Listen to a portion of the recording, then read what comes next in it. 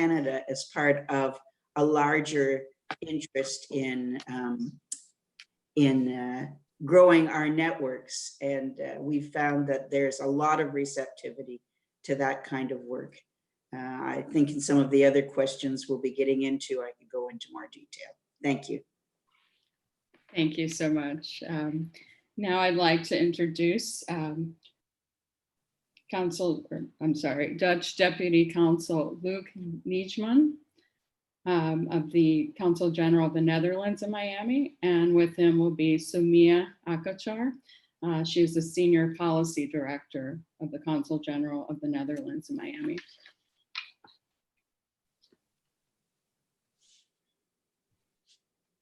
Good morning, colleagues, and good afternoon to Sumia and others dialing in from Europe. My name is Luc Nijman. I'm the Deputy Head of Mission of the Dutch Consulate here in Miami. We cover 6 states in the South. And we're very happy to join this event today, and thanks to the British colleagues for taking the lead in it. And also thanks to the great number of participants who've dialed in. The freedom to be who you are and to love who you want are part and parcel of our human rights policy, and as such also a key element of our foreign policy. So it's something that we promote at our embassies, at our consulates worldwide. We do so with together with international partners like the country on the panel today. We do so with local organizations, because we feel that the values you promote at home should also be part of your policies abroad. Also to learn from one another. I think we'll hear throughout the discussion today that in each one of our countries we do still face challenges. So it is important to learn from each other and exchange best practices. I also think it's a very timely discussion given the societal discussion here in the US about equal rights, which gained a worldwide traction. So I look forward to the discussion, and I'll pass the floor to my colleague Sumia from the Netherlands. Thank you very much, Luc. Thanks everyone also for organizing and participating in this very great and important event. First of all, my name is Sumia Akachar, as said before, and I am a senior policy officer and not director, just as a minor correction there, within the Directorate of Gender and LGBTQ policies, equality policies here in the Netherlands. And one thing that I would like to mention, joining Luc in what he has said, regarding the promotion of equal rights to LGBT community inside nationally, but also abroad, so internationally.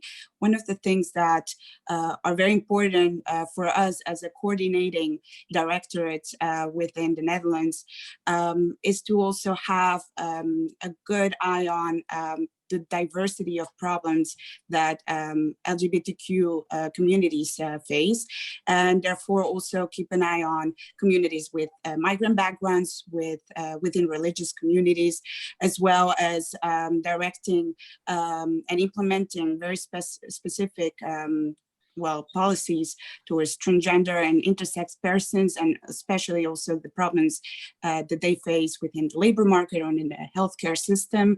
And one of the things that I think the Netherlands within Europe certainly takes pride of is the European Governmental Lgbti focal points network.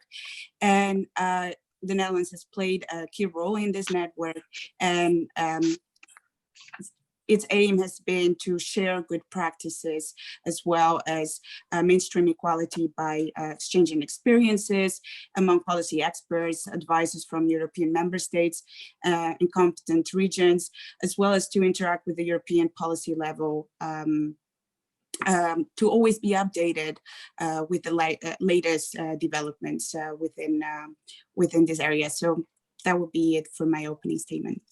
Thank you so much. Thank you very much for your intro remarks. I'd like to ask questions now about what your governments are doing for LGBTQ communities inside of your countries. Although we also want to talk about what your governments are doing for LGBTQ communities globally, and also in the local South Florida community. I think it's important to also know the baseline of how your governments are addressing some of the issues and initiatives for LGBTQ communities. So I'll start with Consul General Nicola Brandt. In the United States, a historic ruling was just rendered by the Supreme Court confirming the LGBTQ employees to be protected from discrimination in the Civil Rights Act of 1964. I understand that in 2010, the UK passed the Equality Act, which is meant to replace and consolidate all other anti-discrimination laws into a single act to protect the rights of citizens, including the LGBTQ community. Also, Her Majesty the Queen mandates an LGBT action plan and a progress report to be presented to Parliament each year to protect and strengthen rights and eliminate discrimination. This seems like a really important initiative to collect data and give the Queen and Parliament a report. So if you could tell our audience more about the British government's work with LGBTQ rights and workplace protections. Thank you. Okay, thank you. As you know, everything does have to go through Parliament and things do inevitably take time. But if I step back a little bit further, in 2002, it was that same-sex couples were for the first time legally, they had equal right to adopt children. Since 2005, transgender people have had the right to be able to legally change their gender in the United Kingdom. Then we had the Equality Act, as you said, in 2010, which provided solid legislative frameworks to prevent and tackle discrimination, including in the workplace. Civil partnerships have been legal for more than a decade. Equal marriage was then made legal in England, Wales, and Scotland to start with in 2014, and then more recently in Northern Ireland this year, 2020, which is great news. And British businesses, they are all committed to equality. The UK was one of the first countries to create a national action plan to implement the UN's guiding principles on business and human rights. And I'll say a bit more later about us marching in the Miami Beach Pride Parade, but we were delighted to be able to do that with the British American Business Council here in Miami. And it's just unfortunate we couldn't march again this year. Thank you. Thank you very much. And what I'll do is reserve questions for the audience to ask you if they have any, and then just move on to the other questions that I have. This question is for Ms. Akachar. The government of the Netherlands works to promote equality for its LGBTQ community through working with the Equal Rights Coalition, which works with the United Nations and supports the Human Rights Fund, and devises a gender and LGBTI equality policy plan. Currently, conversion therapy is an issue that the LGBTQ Dutch community is raising with its government. The Dutch government has called for an investigation, and the health ministry is conducting research and says that it will publish a second study in the next few months. Is there anything that you could share with our audience regarding the work of the government in terms of so-called conversion therapy and other issues on behalf of the LGBT community in the Netherlands? Well, yes, for some context, in May 2019, some members of parliament submitted the motion during the general consultation on domestic violence and child abuse. And the motion asked that research had to be conducted into the extent to which young and vulnerable people are exposed to conversion therapies. And there's been, prior to that, also a lot of mediatized issues regarding conversion therapy as well. So it became also a matter of public discussion, as well as a matter that required political action. So this motion led to the Dutch Ministry of Health, in close cooperation with the ministry that I work for, Education, Culture and Science, and the Ministry of Justice, to commission 2 research agencies to conduct this research into the scope, the nature and the consequences of conversion therapies in the Netherlands, and also in looking into the measures that can be taken by the government to address the problems experienced. So the first study and the results are still in progress, or the research is still in progress, so the results are very preliminary. But the first study shows that there's a very big variety of practices that might take place, also in terms of duration, intensity, as well as in different communities, religious migrant communities within the Netherlands. And it's also very important to have a broader perspective into what conversion therapy also entails in practice. Sexual orientation and gender identity and expression conversion efforts vary as well and come in many gradations. And what we found for now is that there are 15 organizations who may organize conversion activities, especially within, well, as I said, religious faith communities. And the consequences of experiencing conversion therapy, especially by those that were also included in this research, appear to be severe. So as one could expect, sadly, some of the personal experiences that have been shared suffer from psychological disorders. So you can think of depression, suicidal thoughts, eating disorders, other sexual problems, social disorders in general. So that's one of the first things that I can actually share right now with you in terms of the first study that has been conducted, and based on these results, well, certainly measures will be taken that also address the complexity and variety of these different forms of conversion therapy that take place here. Thank you very much, and thank you for the work that you do in addressing those types of issues.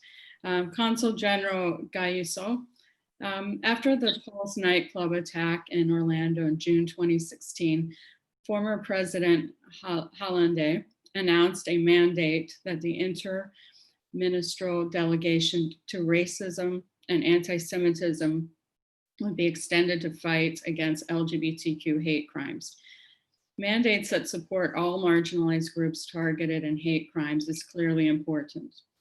In our age of technology, one can be targeted for hate both physically and in person, and also online. Last month, the French Parliament passed a law against hate speech on social networks and online platforms.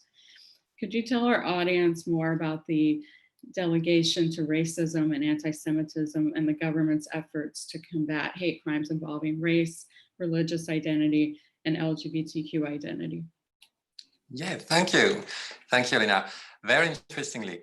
The thing I wanted to say first is really that Orlando had raised awareness about hate speech. And obviously, we moved from this drama, from seeing the consequences of the spreading through a social network of hate speech and crime and mass crime and the murder that has been done. So the delegation to racism and anti-Semitism and discrimination about LGBT in France really wanted to make the connection between all forms of discrimination and hatred speech. And that's something very interesting. France is a very centralized country. So it has to come from the top in a sense, and it has to come from the bottom as well, but each have to join. So this was a very interministerial impulse for working really with judges, with police, law enforcement officers, in order really to reinforce prevention on stereotypes, on discrimination, and to help the people really to report back on the violence they found, they experienced. So that's very important. And this delegation now is working with schools and making a lot of efforts to spread inside the public services and inside communities good practices. The colleague from Netherlands mentioned, of course, funds and initiative, and with Netherlands and Norway, we have created a fund, for example, 10 years ago, really with all stakeholders, entrepreneurs, civil society, to help to outreach in the world, I mean, on issues of LGBT discrimination. And that's very interesting because we get results, and it's very important to be context specific, because you can't really work the same way in one country and in another one. That's very, for example, as France, we really reach out with Francophone countries, and just to share the news, but in Africa, Gabon, for example, yesterday just decriminalized homosexuality through a parliament vote. So that's very important, and that's something we want to support. Another note, perhaps more connected with the news and COVID-19. During the pandemic, and we're still in the pandemic, so that's very important.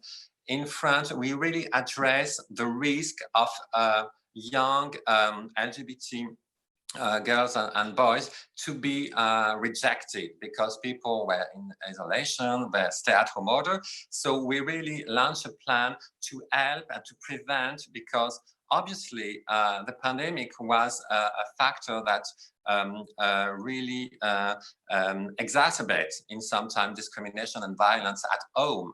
So we really we wanted to make proposals and a plan to help young people at home and to be sure they have access to alternative home or way of being secured at home as a LGBT person. Thank you very much. That sounds incredibly important. Thank you. My question now is directed to Consul General Harper. During the 1940s through the 1990s, LGBTQ2 Canadians were labeled as criminals and fired from the military and civil service. And it has been called a gay purge. Victims later filed a class action lawsuit against the Canadian government in 2018, and a $145 million national compensation program was created, with Prime Minister Trudeau apologizing to the victims. The Canadian government has also just approved plans to build a memorial in Ottawa, and will mark the history, which will also overlook Canada's Supreme Court and Parliament Hill. Can you tell us how your government views the importance of reparations and restorative justice to right the wrongs directed at marginalized communities? Yes, this was a very dark period for LGBTQ2 people in the government, which went beyond homophobia into systemic oppression, criminalization in some cases, violence in even some cases. And for many people, they were unaware of this, but it certainly was brought to light and profiled, as you point out, when the Prime Minister himself offered an apology, because this purge destroyed people's lives, and it affected people in the military, the law enforcement areas, and as I am aware, in the Foreign Service. I remember personally when I was a young officer working in personnel, when a couple of my colleagues were unable to get their clearance, which you must have to be able to do your work abroad in the Foreign Service. And I was astonished to hear the rationalization which was given to me about why they were not able to get this classification, which fortunately we were able to process at that point. But this reflects the kind of thinking of the day which was clearly prejudiced and flawed, that all non-heterosexual Canadians would automatically be at an increased risk of blackmail by our adversaries. But in the end, we were in the Canadian government doing exactly that. As the Prime Minister himself said in his apology, this was nothing short of a witch hunt. People, the public service, the military, and the law enforcement, the RCMP, spied on their own people inside and out of workplaces. Canadians were monitored for anything that could be construed as homosexual behavior with community groups, bars, parks, and even people's homes. And it was certainly a very, very dark period. And our government reviews reparations and restorative justice in this instance as extremely important, because we had to acknowledge our wrongs and then rebuild the trust with the affected communities and put systems in place so that these kinds of hateful practices were a thing of the past.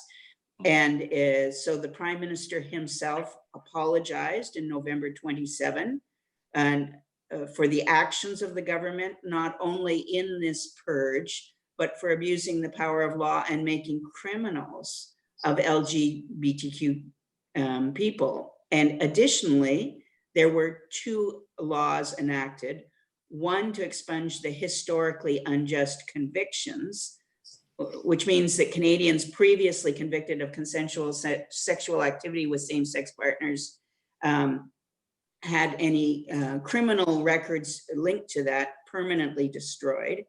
And our Human Rights Code was amended to add gender identity and gender expression to the list of prohibited grounds of discrimination, to recognize and reduce the vulnerability of trans and other gender diverse persons' discrimination and hate crimes, and to affirm their equal status in Canadian society. And as you pointed out, there was also a settlement for a class action lawsuit for those who were affected by the purge.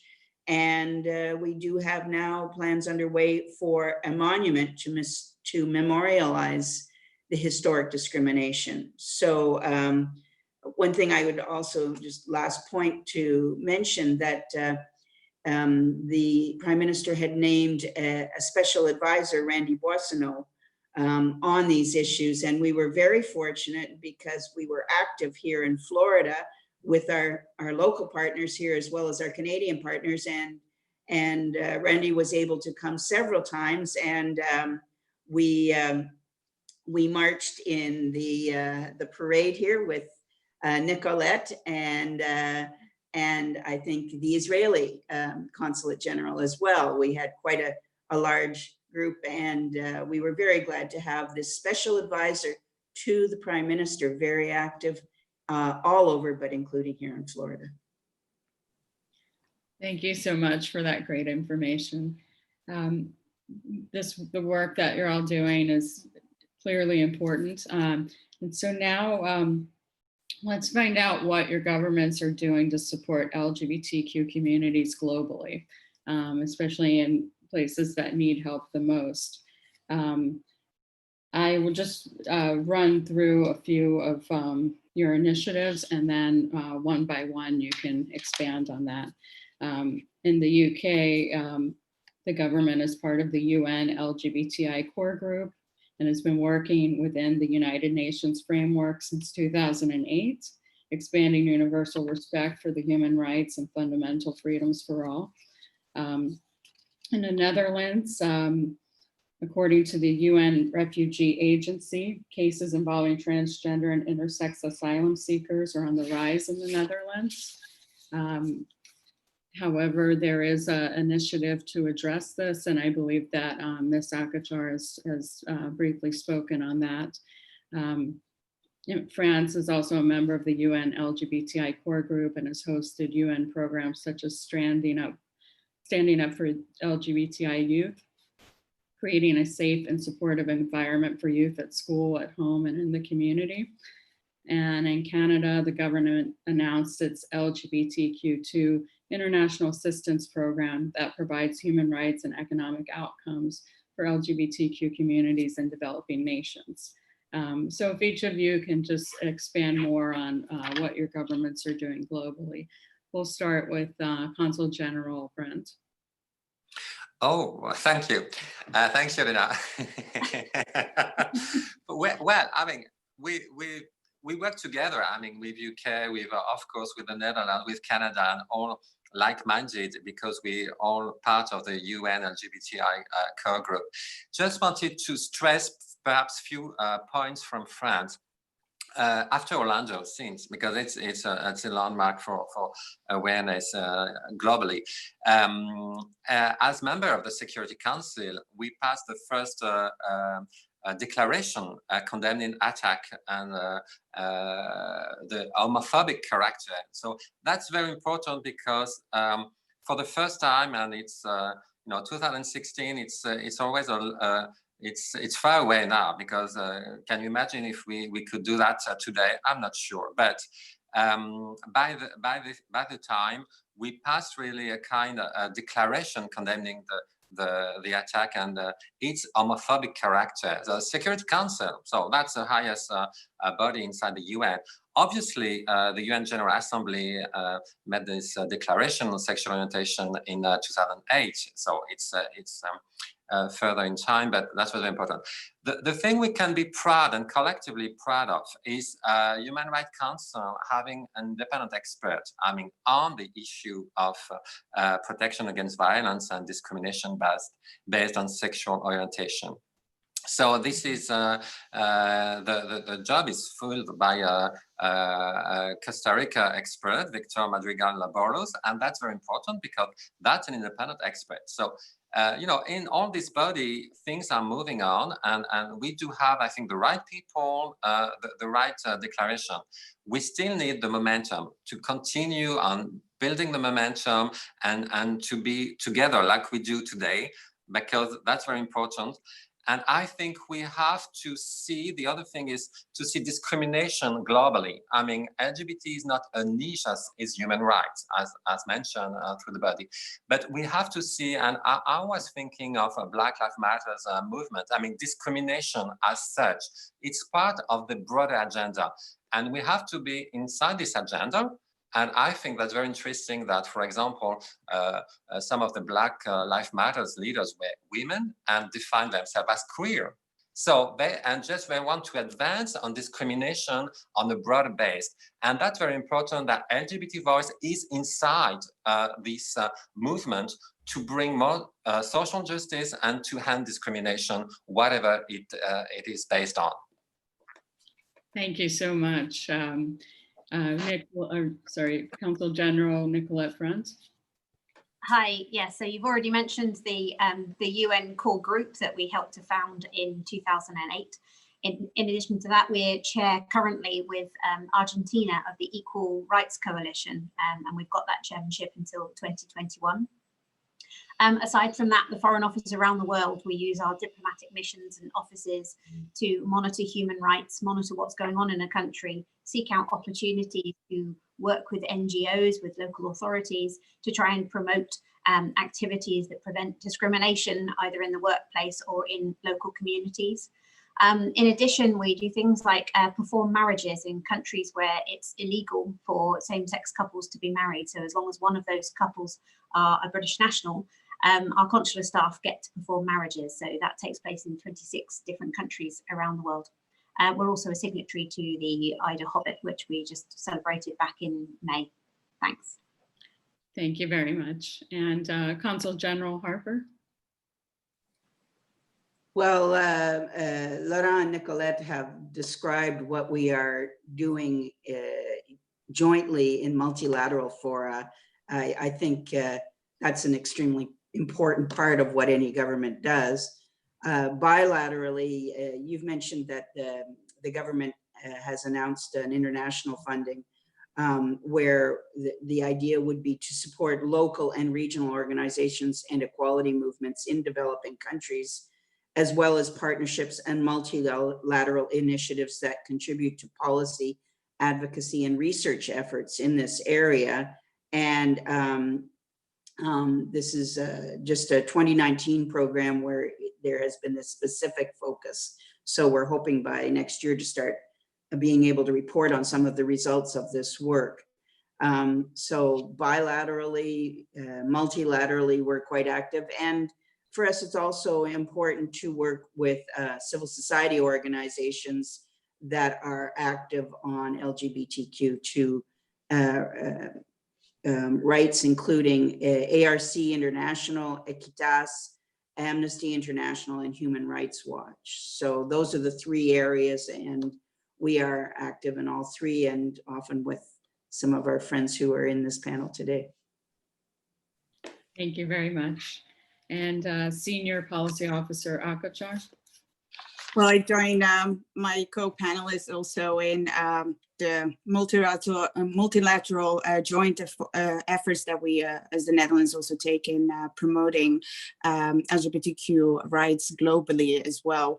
You mentioned prior to this also the policies that we have involving asylum cases. And I think that is very important as well to work both with civil organizations as well as organizations that are partnering with the local organizations as well, and that reside in other countries and in other states than ours, in order to have also that flow of information that is very necessary in order to be able to assess and assess in a proper way the severity and also the necessity of each asylum case request that comes in. So that's a part of this. It's also very important to provide our immigration and naturalization service officials, given their discretion as well, to assess all those cases with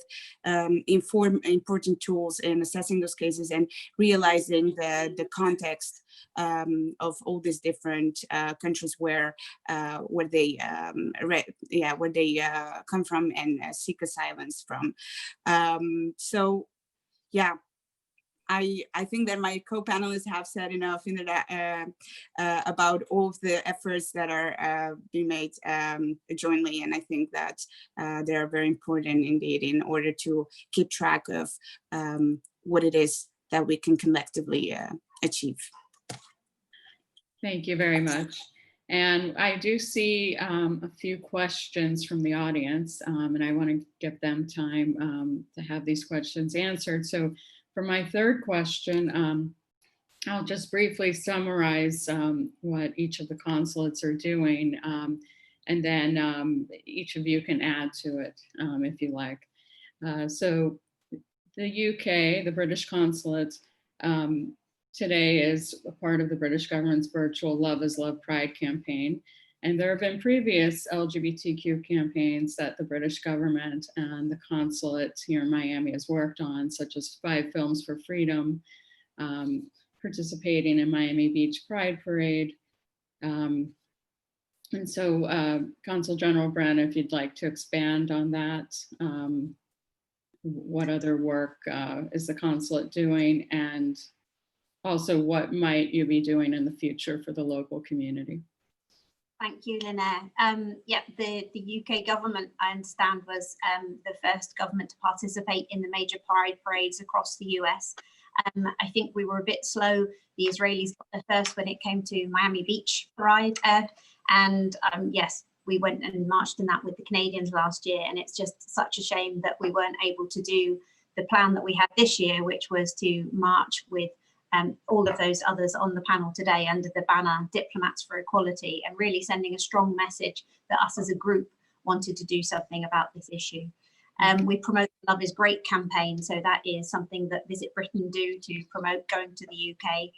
And then, as you've said, this was before my time actually at the consulate, the 5 Films for Freedom, which was an event was held in both Miami and Orlando. So I'd definitely like us to do more of that in the future. Just last weekend, I was actually up in Orlando and I drove past the Pulse Memorial, and it was just really striking in Orlando, all the flags out, Orlando United for Pride Month, and they have their own Pride marches, and there's the Tampa Pride March. So at the risk of trying to spread us too thin, I would really like us to be getting out to places, not just Miami Beach, we're not going to forget Miami Beach, but joining in other Pride parades across the state and hopefully in the US Virgin Islands and Puerto Rico as well. Thanks. Wonderful, thank you. Consul General Gayuso, for the Miami Beach Pride this year, your consulate was going to host a Diplomats for Equality Pride reception in your home, but it was canceled due to COVID-19. What other initiatives might you be doing for Diplomats for Equality? I know that this is something you're very passionate about launching and participating in. So what might the opportunities be for the community? Yeah, thank you. Yeah, unfortunately, we couldn't have this networking and this meeting together, but we will continue absolutely to advocate and to engage in discussion, I think, academic discussion in universities, in all groups, and we can take pretext as well of cultural events. I mean, because images and films, I mentioned the again, Lesbian Film Festival are very important. Representation of same-sex couple, for example, is very interesting. And I'm passing a small hand in a sense, but I'm looking for partners really to contribute to have this imaginary couple. I mean, I show you this because Olivier Schiappa is a very well-known photographer in France, and he did a very nice campaign, photographic campaign on imaginary couples, you know, not homosexual people being in intimacy. And these photos were seen on, you know, walls, outdoor, and had a tremendous impact on the mind, because people can identify and can connect with personal life of other people and in their intimate life. And that was very powerful. And Olivier is a very talented photographer and is looking forward to have contacts and setting up, portraits here in Miami. And I'm sure we will find a way to create venues and opportunity for reflecting. And it goes with obviously meeting panels. It goes with images as well. It's very important.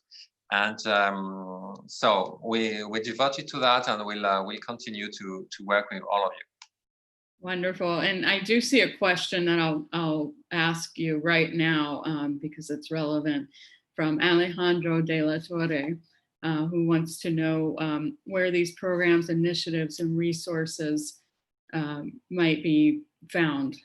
Is there a platform where one could go and see what the collaborative opportunities are? Absolutely. I mean, we have a cultural section in the consulate, so I mean, it has to contact the consulate to me directly or my cultural attaché, and we'll find a way to see where to collaborate and to jointly create financing venue for that. We got several ways of doing it. Okay, thank you. Let's see, what should I ask next? For the Canadian consulate, Consul General Harper, you're very enthusiastic about trade and business, and that's your passion, and economic outcomes for LGBTQ communities. Are there any types of initiatives that you're planning for the future to involve the LGBTQ community in?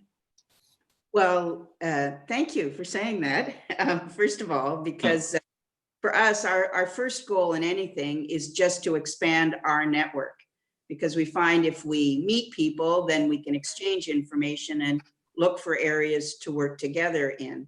And so secondly, when we look at some of those areas, we had the possibility of a business mission coming down, but again, COVID has changed our plans, as it has changed so many other things. So we've already had a proposal for a virtual mission here. And for me, beyond having the network, it's then going to the next stage of what can we do together as partners. And we're, as others have said, it's not just here in Miami. We're in contact with the Pride Chamber of Orlando and the Diversity Chamber of Tampa Bay. And of course, we also have the Miami-Dade Gay and Lesbian Chamber. And we've had a lot of interest in let's explore. But again, when we have been looking at doing some of these things for the year that comes, our plans have had to change. I think one of the areas where we were very active in 2019 was when the National Gay and Lesbian Chamber of the United States had their national conference in Tampa Bay, and we had quite a large delegation from the Canadian Gay and Lesbian Chamber there. And we're looking forward to the NGLCC event in Fort Lauderdale in 2021, and hoping that COVID will not dampen the enthusiasm for travel to participate in that event as well.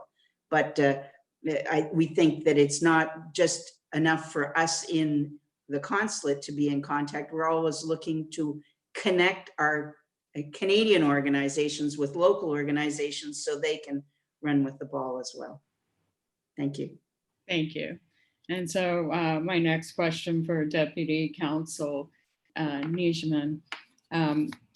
The diplomatic mission of the Netherlands joined 29 other diplomatic missions for a collective diplomats for equality, which supported International Day Against Homophobia, Transphobia, and Biphobia.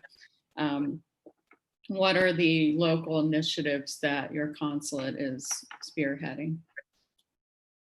Thanks for that question, Lenore. And I think, this Diplomats for Equality initiative is extremely important because it shows that the values we promote domestically are also part of our foreign policy and the work of our missions. And it also shows that we're learning from each other and, tackling discrimination and violence against the LGBTI community is a worldwide problem. So we need to work together on this.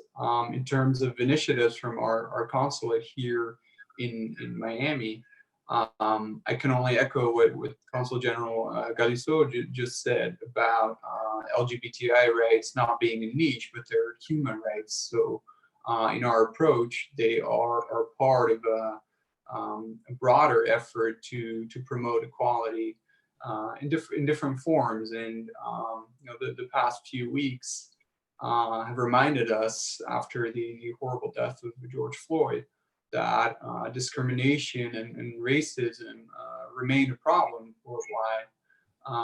So we place our efforts to achieve LGBTI equality into a broader agenda to promote diversity and inclusion.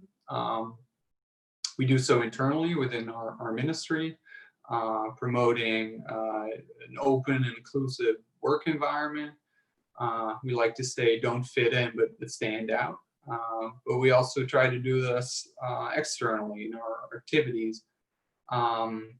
So, for instance, a couple weeks ago, we joined the 10 Days of Connection together with Venture Cafe in Miami and Radical Partners to promote social entrepreneurship and using innovation to tackle societal challenges. Another example would be female entrepreneurship, another topic where we combine our economic priorities with our diversity and inclusion agenda. We also focused on the social impact of sports, not only in uniting people across borders, but in including disadvantaged communities, and also there to promote diversity and including communities and people that otherwise might not be part of your activity. And of course, we were aiming to join the Miami Beach Pride, but we're happy to now have a virtual alternative. And I look forward to continuing this dialogue, because the Pride should not be a one-off event. I think it should be part of a structural approach year-round. With that said, I also look forward to continuing this discussion and this collaboration after the event today. That sounds wonderful. Thank you. So we do have a few questions. We were told in advance that we can go over time if that's also fine with the audience.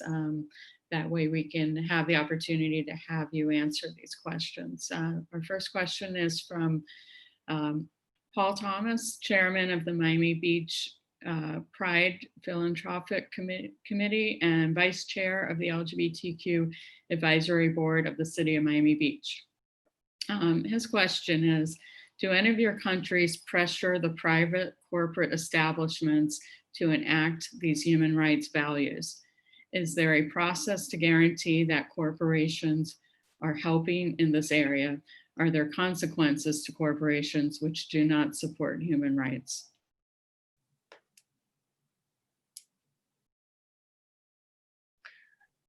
Okay, do you want me to say something on the issue?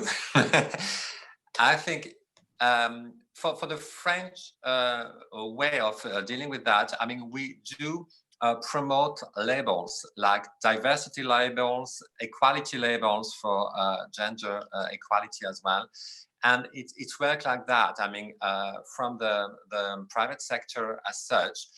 And then I mentioned the delegation. If there's infringement, if there's really violation and discriminatory acts, you can report, and that's something different. It's reported as discrimination and qualified as such.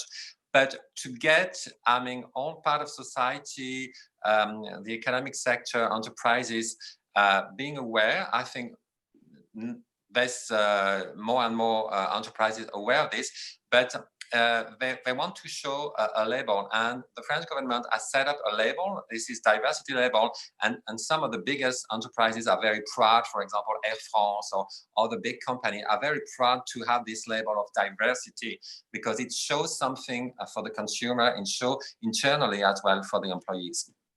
Mm-hmm. Thank you. Does anyone else have anything? I could just say, unfortunately, this is not my area of expertise. That's more of a domestic expertise, and I'm in the Foreign Service. What I can say is where I can see that there are incentives to recognize things on the positive side, the incentives for business. And frankly, there are so many because from our perspective, it's not just the right thing to do, it is good business. And we've seen that over and over, how the attraction when people recognize supplier diversity and the potential that it has, not just to correct things, but to give people incentives to do more things, positive things in the future. That's the area that I have seen very actively, but unfortunately not in a position to comment on the rest of the question. Thank you. We do have a few more questions. Before that, I'd like to thank Consul General Nicola Brent, who had a hard stop and had to exit the panel. She had some pressing matters to attend to. So a big thank you to her and her consulate for putting this together. Our next question is from Marcus Thiel, Florida International University. He's a professor of international relations. And first of all, he thanks all of us for participating in the discussion and says, as a researcher on EU policies, including LGBTQ policies, I wonder if you think that the EU's external LGBTQ rights promotion, conditioning, development aid, or trade access on the implementation of LGBTQ rights produces more post-colonial resistance than necessary. I don't know if that's something that Senior Policy Officer, is that in your scope to answer?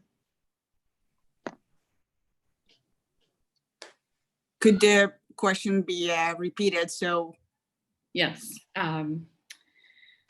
So he's wondering if the EU's external LGBTQ rights promotion, conditioning, development aid, or trade access on the implementation of LGBTQ rights produces more post-colonial resistance than necessary. Right. It is indeed with it falls outside of my scope of expertise, but any answer that I would give would be more of a personal answer as to the post-colonial effects of the pressures that we have. I think that is what is very important, is making sure that whatever projects, whatever initiatives arise, that they really are bottom up. And I think that really makes sure that the overall acceptance and overall a welcome and positive reaction to such initiatives can be actually engendered. But it does fall a little bit outside of my scope in order to answer this question. Well, thank you for trying to answer it. We have another question from Florida International University from Dr. Ernesto Fiochetto. He asks, what are the most significant achievements and challenges regarding LGBTQ refugees and asylum seekers? Should I attempt to answer this question as well? Yes, thank you. I think that one of the most important things that we have going on nationally as well, and I referred to the assessment of asylum cases, is also making sure that once asylum seekers arrive and they're in an asylum center, they actually also feel safe and secure within this new environment. And I think that one of the things that we've also tried to enable is putting in place a system of workers that are actually able to also see potential discrimination faced by other fellow asylum seekers within the same center, not really being able to accept well, the emergence of or the arrival of LGBTQ asylum seekers in such centers. So I think that that's one of the good things. And another one is also that we set up a project a few years ago with our immigration naturalization service officials, but as well our local organizations to actually develop training courses in order to see things that might not be readily visible when assessing such a case. So not many or a lot of cases are also mentioned that well, some asylum seekers with an LGBTQ background do not necessarily feel as free or open or as safe to speak about their stories, their identity. Such things are making it also easier for us to tailor our assessment and our efforts as well to the LGBTQ community, especially the ones that come in as asylum seekers. Thank you very much. And I see one more question. What measures or processes do your respective nations utilize to assist oppressed sexual minorities in lower middle income countries or nations? And I might want to add to that question, perhaps answering also about the Global South, what kind of resources or emphasis is being put on LGBTQ communities of the Global South. Anyone that might want to answer that.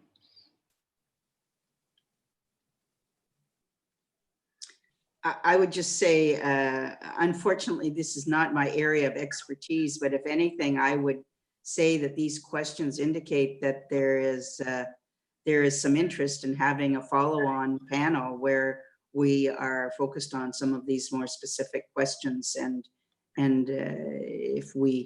if there is interest in doing something like that, we're certainly interested. We would just, it always helps us to have the chance to do homework on some of the other aspects that we're not dealing with here locally, but we'd be very interested if people do want to continue this conversation on some of these areas. Also, an idea might be if your consulates would want to get some of the human rights groups from your countries involved in an additional panel to answer these questions. Because I know Consul General Harper, you have some excellent organizations in Canada. There's Rainbow Railroad that works with asylum seekers. There are organizations in France and the Netherlands and the UK. And perhaps we could get some of these individuals on a panel to specifically answer the in-depth questions. Because certainly issues regarding LGBTQ migrants, asylum seekers, the inequalities that exist across the world compared to the global north versus the global south. I think those are things that more and more people are asking questions about. And one of the few benefits that I've seen already of COVID is that we are now looking at these opportunities to do international virtual discussions like this. And I see Laurent nodding his head as well. I think that sounds like a very interesting program, and we would certainly be interested in participating. And those of you who know Dr. Gisela Vega from the University of Miami, who manages and directs the LGBTQ center there, she's interested in how to engage youth in any of these initiatives that your consulates are spearheading. Oh, we're definitely at disposal for initiative of this kind. Yeah, this is very important that they feel the support of the international community and our support if needed. I mean, we will definitely give it for advancing and having sharing best practices. As mentioned, I mean, at the beginning, it has to be tailor-made. So we have first to listen and to see the needs and to have the discussion really focused to the needs of the people. And to see, I think, LGBT rights in these big movements against discrimination, the new forms of raising awareness about discrimination, and to be inside the discussion as a LGBT issue with other discrimination, because it's cumulative. When you discriminate on one criteria, you will be probably discriminated on another criteria very soon. So you have to bring together this the LGBT agenda in all kind of fora of discussion. Mm-hmm. Well, it's very clear that the participants, the attendees of this panel are very interested in learning more. They're interested in working with all of your consulates.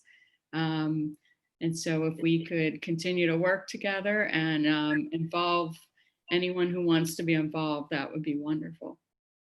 I thank you so much for this. Thank you again to the British Consulate General in Miami for this invitation to moderate, and also to all of you from the Consul Generals. The work that you're doing is so important. The allyship is just, I'm very grateful, and I know many of my colleagues that are as well. And is there anything else that anyone would like to add before we sign off? Well, thank you. Thank you very much. And we're looking forward to continue the conversation, definitely. Yes, exactly. Thank you, and let's keep going. Thank you very much. Merci. Merci. Au revoir.